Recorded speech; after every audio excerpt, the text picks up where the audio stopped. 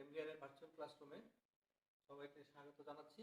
আমি মোহাম্মদ রবিউল আলম, সহকারী অধ্যাপক গণিত, কেমব্রিয়ান কলেজ, চট্টগ্রাম। আজকে আমাদের উচ্চতর গণিত প্রথম পত্র নিয়ে আলোচনা করব। পঞ্চম অধ্যায়, লেকচার 6, চ্যাপ্টার হচ্ছে বিন্যাস ও সমাবেশ। আজকের পাঠ শেষে আমরা যা শিখতে পারবো তা হচ্ছে সমাবেশ ব্যাখ্যা করতে পারবো। এটা আমাদের সমাবেশের প্রথম ক্লাস, কাজে সবাই খুব মনোযোগ সহকারে ক্লাসটা খেয়াল করবে এবং নোট করবে।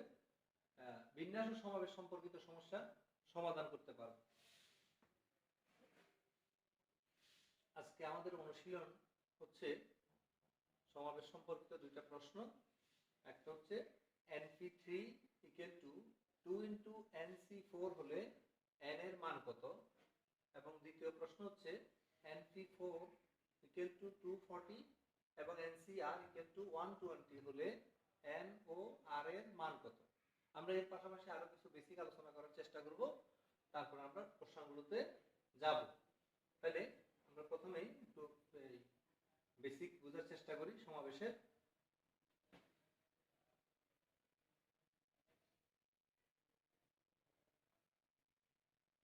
সবাই একটু খেয়াল করো, আমরা সমাবেশ সম্বন্ধে একটু আলোচনা করি। আমি প্রবলেমে যাব। সমাবেশ,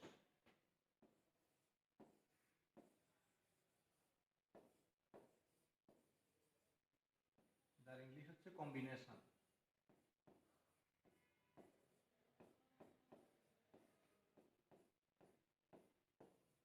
কম্বিনেশন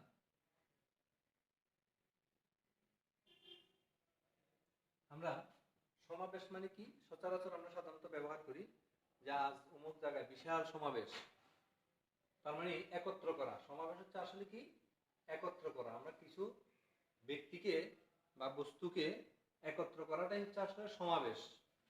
আর বিন্যাস হচ্ছে কি, তাইলে বিন্যাস হচ্ছে সাজানো। শুধু একত্র করাটাই নয়, একত্র করে তাদেরকে আবার একটা নির্দিষ্ট শর্তের উপর সাজানোটাই হচ্ছে বিন্যাস, আর একত্র করাটাই হচ্ছে সমাবেশ। তাইলে আমরা সূত্রটা কি পাবো? আমরা যদি n সংখ্যক বস্তু থেকে r সংখ্যক বস্তুকে নিয়ে বাছাই করি বা সমাবেশ করি, তাহলে তার সূত্রটা আমরা কি জানি? NCR। NCR কম্বিনেশনের C কে এখানে ব্যবহার করা হলো NCR, n সংখ্যক বস্তু থেকে r সংখ্যক বস্তুকে বাছাই করা বা সমাবেশ করা। এখানে অবশ্যই শর্ত মেনটেন করতে হবে, n এর মান r এর চেয়ে বড় হইতে হবে অথবা ইকুয়াল হইতে হবে, তাহলে আমরা NCR ব্যাখ্যা করতে পারবো। এখন এটাকে যদি আমরা ফ্যাক্টরিয়ালে কনভার্ট করি, তাহলে কি হচ্ছে দেখো, ফ্যাক্টরিয়াল n, ফ্যাক্টরিয়াল r এবং তার সাথে n - r তার ফ্যাক্টরিয়াল। বিন্যাসে যেটা ছিল শুধু NPR = ছিল ফ্যাক্টরিয়াল n এবং ফ্যাক্টরিয়াল n - r, তাহলে এখানে বাড়তি আরেকটা ফ্যাক্টরিয়াল r দ্বারাও ভাগ করা লাগে। এইজন্য বিন্যাস থেকে সমাবেশের ফলাফল ছোট হয়। আমরা দেখি এবার বিন্যাস ও সমাবেশের মধ্যে তাহলে পার্থক্যটা কোথায়, আমরা একটু করার চেষ্টা করি।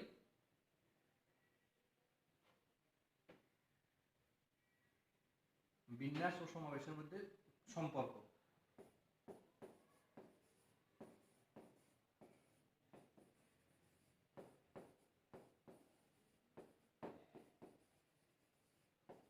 সম্পর্ক একটু খেয়াল করো, আমরা একটু আগে লিখলাম NCR = factorial n, factorial r এবং ফ্যাক্টরিয়াল n - r।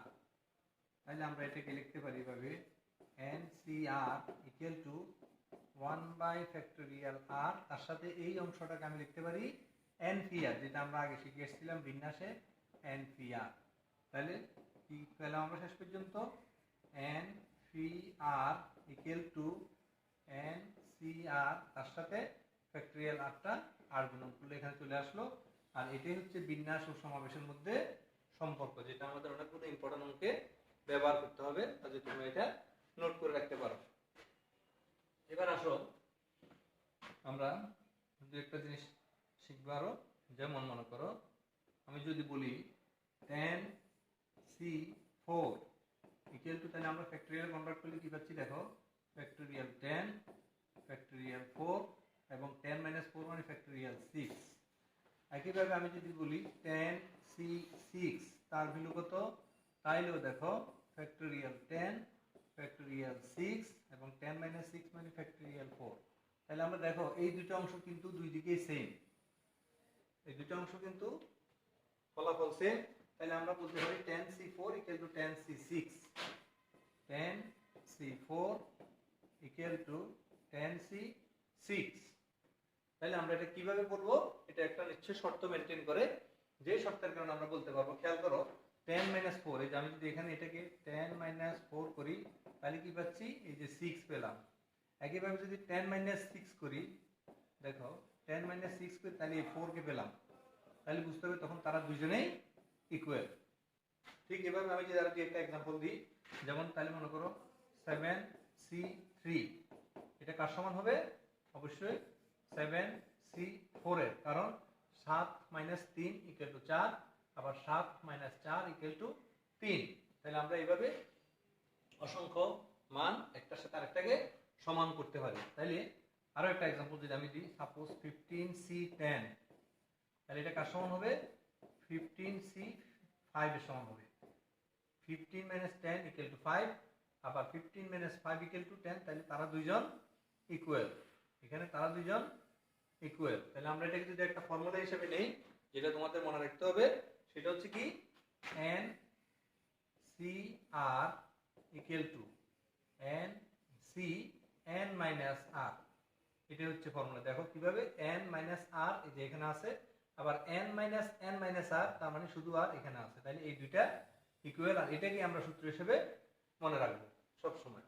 তাহলে একটা সম্পর্ক আমরা শিখে ফেললাম, দুইটা সমাবেশ কখন সমান হয় সেটা। এবার আসো আরেকটা জিনিস শিখবো আমরা, সেটা হচ্ছে আমি যদি বলি 10c4 প্লাস 10c5, এই দুইটার ফলাফলকে আমি একটু ক্যালকুলেটর দিয়ে তোমাদের করে দেখাই। 10c4 সবাই করো, 10c4 ইকুয়াল টু হচ্ছে 210 plus 10c5, 10c5 equal to হচ্ছে 252। তাহলে যোগ করলে আমরা পাচ্ছি 462। এবার দেখো এই 462 11c5 এর ইকুয়াল হয় কিনা আমরা একটু দেখি। 11c5, হ্যাঁ 462 11c5। তাহলে আমরা কি পেলাম, দেখো এই আমরা পেলাম 10c4 plus 10c5 equal to 11c5। তাহলে এটা এখানে একটা শর্ত ওরা মেনটেন করে, যার কারণে ফলাফল সমান হয়। কি সেটা খেয়াল করো, এখানে 10টা বস্তু ছিল, সেখান থেকে আমি 4টা নিলাম, এখানেও 10টা বস্তু ছিল, সেখান থেকে আমি 5টা নিলাম, অর্থাৎ 4 এবং 5 এর মধ্যে পার্থক্য হচ্ছে 1। উপরে কোনো চেঞ্জ হয় না, 10 থাকবে। 10টা বস্তু থেকে একবার নিলাম 4টা, একবার নিলাম 5টা, অর্থাৎ নিচে যেগুলো নিব তাদের মধ্যে পার্থক্য থাকতে হবে 1। আর ফলাফলটা কি হবে, তাহলে ফলাফলটা হবে, দেখো এখানে ছিল 10টা, আমরা এখানে নিলাম 11টা, অর্থাৎ একটা বেড়ে গেল। আর নিচে 5 করতে আসলো, এখানে যে 4 এবং 5 লিখলাম, সেখানের মধ্যে যেটা বড় ক্যাপিটাল গ্রেটার, সেই 5টা এখানে আসবে। তাহলে এই ফলাফল এই দুজনের ফলাফলের যোগফলের সমান হয়ে যাবে। তাহলে আমরা এটাকে আরেকটা एग्जांपल যদি দিই, সাপোজ 9c4 প্লাস 9c5, তাহলে ইকুয়াল টু কত লিখবো আমি, যেহেতু এখানে 9 তাহলে এখানে আসবে 10c, এখানে 4 এবং 5 এর মধ্যে বড় হচ্ছে 5। তোমরা ক্যালকুলেটর দিয়ে টেস্ট করে দেখতে পারো, এই মানটাও যোগফল সমান হবে। একইভাবে আরো একটা एग्जांपल যদি দিই আমি, সাপোজ 12c3 প্লাস 12c4, তাহলে এটা ফলাফল আসবে 13c4 এর ইকুয়াল। তাহলে এগুলা তোমরা টেস্ট করে বাসায় দেখবা, এই মানগুলো বাম দিকে ইকুয়াল টু ডান দিকের ফলাফল সমান হবে। তাহলে আমরা এটাকে একটা সূত্র হিসেবে নিতে পারি। সেই সূত্রটা কি, আমি যদি পাশে লিখি, সবাই দেখো, n cr plus n cr plus 1 equal to, তাহলে এখানে n প্লাস 1 হয়ে যাবে, c হবে এখানে আর এবং আর প্লাস ওয়ানের মধ্যে বড় আছে কত, আর প্লাস ওয়ান হয়ে যাবে। এই প্রমাণটা আবার অনেক সময় পরীক্ষায় আসে, কাজে আমরা এটা পরবর্তীতে প্রমাণ করার চেষ্টা করব। NCR plus NCR plus 1 equal to N plus 1 CR plus 1, অথবা থাকতে পারে এইভাবে N plus 1 CR plus 1 plus N plus 1 CR equal to, তাইলে N plus 1 যেহেতু তাহলে এখানে হবে N plus 2, এখানে হবে C, এখানে হবে R plus 1 যেহেতু R plus 1টা বড়। এভাবে এই ফর্মুলাটাকে বিভিন্নভাবে চেঞ্জ করে দিতে পারে, আমরা যদি একটা শিখে নেই বাকিগুলো করতে পারবো। তাহলে এটাও একটা সমাবেশের সম্পর্ক বা ফর্মুলা। তাহলে আমরা এই ফর্মুলাগুলো দিয়েই আমরা পরবর্তী বিভিন্ন সমস্যাগুলো সমাধান করতে হবে এবং এগুলোকে ব্যবহার করতে হবে। তাহলে আশা করি তোমরা এগুলা বুঝে নিয়েছো এবং নোট করে নিয়েছো। আসো আমরা এবার আমাদের যে কোশ্চেন বা অনুশীলন সেখানে আমরা ফিরে যাচ্ছি। আমরা একটু দেখে নিই কি ছিল আমাদের প্রশ্ন। আমাদের প্রশ্ন ছিল NF3 equal to 2 into NC4 হলে n এর মান কত, প্রথম প্রশ্ন। তাহলে আসো আমরা প্রথম প্রশ্নটা একটু সলিউশন করব। আমরা নেক্সট স্লাইডে যাচ্ছি।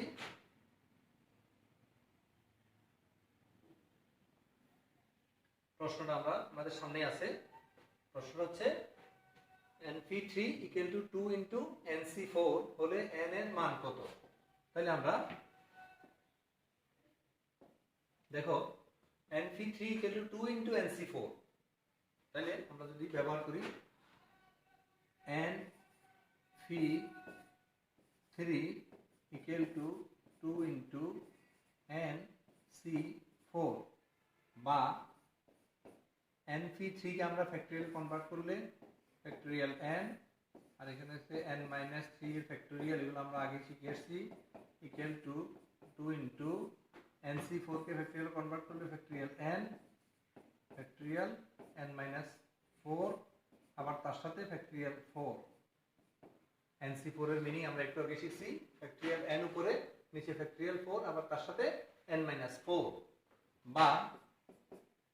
বা দেখো এখন তাহলে আমরা ফ্যাক্টরিয়াল n এবং ফ্যাক্টরিয়াল n দুই দিক থেকে ক্যান্সেল করে দিতে পারি, ইকুয়াল টু এখানে 2টাকে আমি উপরে লিখলাম n-3 এবং n-4, তার মধ্যে n-3 হচ্ছে বড়, তাহলে আমি n-3 কে ভাঙাবো কিভাবে, প্রথমে n-3, তারপর এটা থেকে এক মাইনাস হলে n-4, সেটাকে আর ভাঙাবো না যেহেতু এটার সাথে মিলে গেল, ফ্যাক্টরিয়াল রেখে দিলাম। ফ্যাক্টরিয়াল 4 মানে 24, আর n-4 কে আমরা রেখে দিলাম যেহেতু ওইদিকেও n-4 আমরা পেলাম। তাহলে n-4 n-4 ক্যান্সেল হয়ে গেল, এখানে 1 আছে। और তাহলে আমরা এটাকে যদি 2 এবং 24 এ ক্যান্সেল করি সেখানে 12, তাহলে পাচ্ছি 1/n-3 ইকুয়াল টু 1/12 বা n-3 ইকুয়াল টু 12। সুতরাং n ইকুয়াল টু 12 প্লাস 3, তার মানে 15। তাহলে आंसर হচ্ছে n এর ভ্যালু 15। আমরা খুব সহজে এই ধরনের প্রশ্নগুলো সলভ করতে পারবো, যেটা আমরা বিন্যাসও করছিলাম। তাহলে আশা করি তোমরা এটা নোট করবা এবং এই একই নিয়মে আরো দুই একটা প্রশ্ন তোমরা সলভ করার চেষ্টা করবা, তাইলে এটা করতে পারবে তোমরা আশা করি।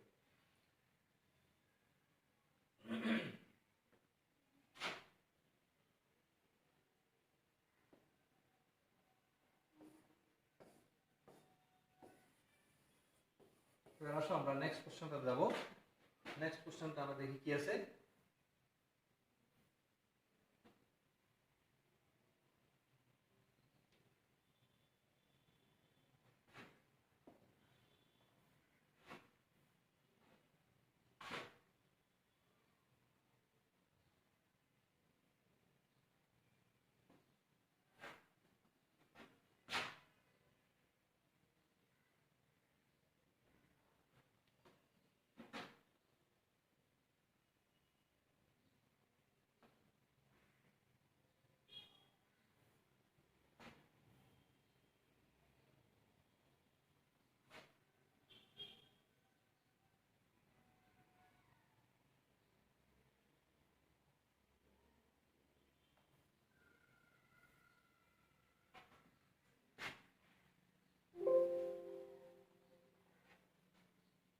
নেক্সট কোশ্চেনে যাচ্ছি। দেখো নেক্সট কোশ্চেনটা,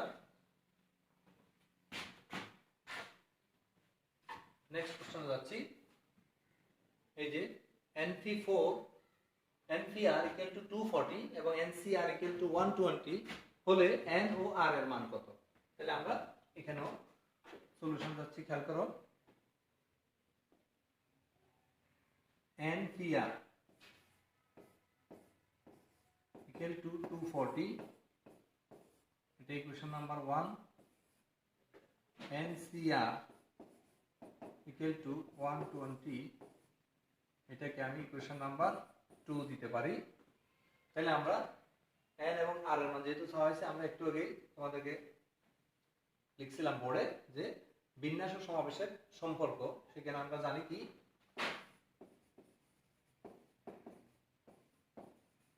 আমরা জানি NPR equal to NCR into factorial r। এই সূত্রটা আমরা একটু আগে শিখছিলাম, কাজে আমি এটাকে এখন এই মানগুলো ব্যবহার করব। তাহলে আমরা কি লিখতে পারি? NPR equal to 240, NCR equal to 120 into factorial r, বা 240 কে 120 দ্বারা ভাগ করলে সেটা হবে 2 equal to factorial r, আর 2 কে আমরা নিচে লিখতে পারি factorial 2, কারণ factorial 2 is equal to আমরা জানি 2, তাহলে এদিকে আছে factorial r। দুই দিক থেকে যদি আমি factorial কনভার্ট ক্যান্সেল করে দিই, তাহলে সো r equal to পেয়ে গেলাম 2। তার মানে r এর মানটা আমরা পেয়ে গেলাম, আর বাকি আছে n এর মান। তাহলে r এর মানটা আমি এখানে যে কোনো একটা সমীকরণে যদি এখন বসাই, তাহলে আমরা r এর মান পেয়ে যাব, n এর মান পেয়ে যাব। তাহলে আমি 1 নম্বরে বসাচ্ছি। দেখো 1 নম্বরে যদি বসাই NPR, তার মানে NP2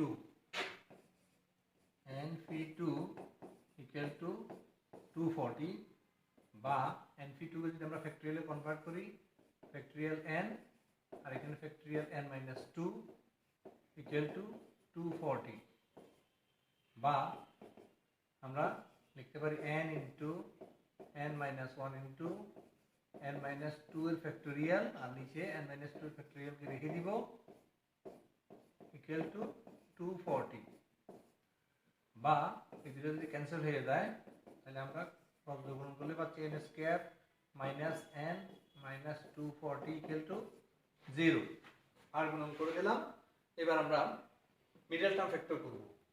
তাহলে n minus 15 into n plus 15 n minus 16 equal to 0। 15 into 16 মানে 240, সেই হিসাবে আমরা উৎপাদক করলে দুটো উৎপাদক পেলাম, একটা n plus 15 আর একটা n minus 16। তাহলে সুতরাং n equal to একটা থেকে আসবে -15, যেটা গ্রহণযোগ্য নয়, কারণ আমরা জানি n এর মান নেগেটিভ হওয়ার কোনো সুযোগ এখানে নাই, গ্রহণযোগ্য নয়।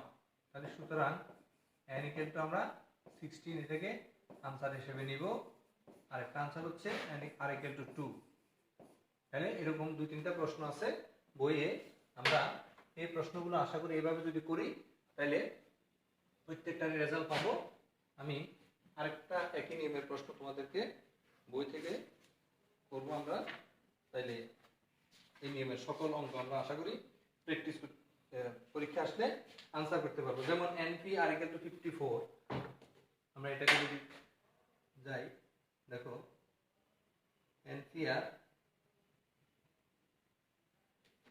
NPR equal to 54, আমি যদি প্রশ্নটা নিজে লিখি, NPR equal to 54, এটা এক নাম্বার, এবং আরেকটা দেওয়া আছে NCR equal to 9 নাম্বার 2। এখানে আমাকে শুধুমাত্র r এর মান বের করতে বলা হয়েছে, n এর মান বের করতে বলে নাই। তাহলে দেখি আমরা ঠিক আগের মতোই আমরা ব্যবহার করব কি, আমরা জানি NPR equal to NCR into factorial r, বা NPR এর জায়গায় বসাবো 54, NCR এর জায়গায় বসাবো 9 into factorial r। তাহলে 54 কে 9 দ্বারা যদি ডিভাইড করি, তাহলে 6 equal to factorial r, আর 6 কে আমরা লিখতে পারি নিচে factorial 3, কারণ factorial 3 মানে আমরা সবাই জানি 6, ইকুয়াল টু ফ্যাক্টোরিয়াল r, তাহলে সেখান থেকে পেয়ে গেলাম r ইকুয়াল টু 3 এবং আমার কাছে r এর ভ্যালুটাই চাওয়া হয়েছে। এখানে n এর ভ্যালু সব সময় তোমাদেরকে বের করতে বলবে না, কারণ r এর ভ্যালু যদি তুমি 3 এখানে বসাও, এরপর এটাকে যদি ভাঙাও সেইটা মিডল টার্ম হবে না, এই কারণে n এর মানটাও পাওয়া যাবে না। ওই কারণে ওরা n এর মানটা এখানে চায় নাই। যেটাতে n এর মানটা মিডল টার্ম হয়ে বের হয় বা গ্রহণযোগ্য হয় সেটাই তোমাদের পরীক্ষায় দিবে অথবা দিবে না। এই জন্য n এর মান সব প্রশ্নে নাও চাইতে পারে, কিন্তু r এর মানটা সবসময় বের করা যায়। তাহলে আমরা আশা করি এই ফর্মুলা অনুযায়ী, এই সম্পর্ক অনুযায়ী এই ধরনের কোশ্চেনগুলো আমরা পরীক্ষায় ইনশাআল্লাহ আনসার করতে পারবো। তাহলে আমরা আজকের যে অনুশীলনের বিষয় ছিল, আমরা আশা করি সেই বিষয় ভালোভাবে সবাই আয়ত্ত করছি এবং ভবিষ্যতে যাতে এই ধরনের প্রশ্ন আমরা আনসার করতে পারি সেই প্রস্তুতি আশা করি আমরা ইতিমধ্যে নিয়ে নিয়েছি।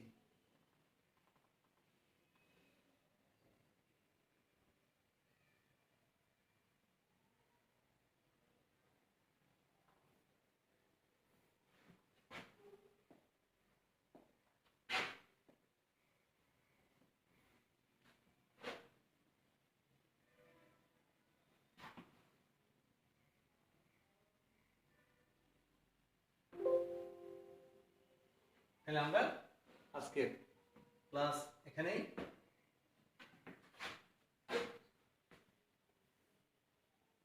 শেষ করব। সবাই সুস্বাস্থ্য এবং মঙ্গল কামনায় আজকের ক্লাস এখানেই শেষ করলাম। আল্লাহ হাফেজ।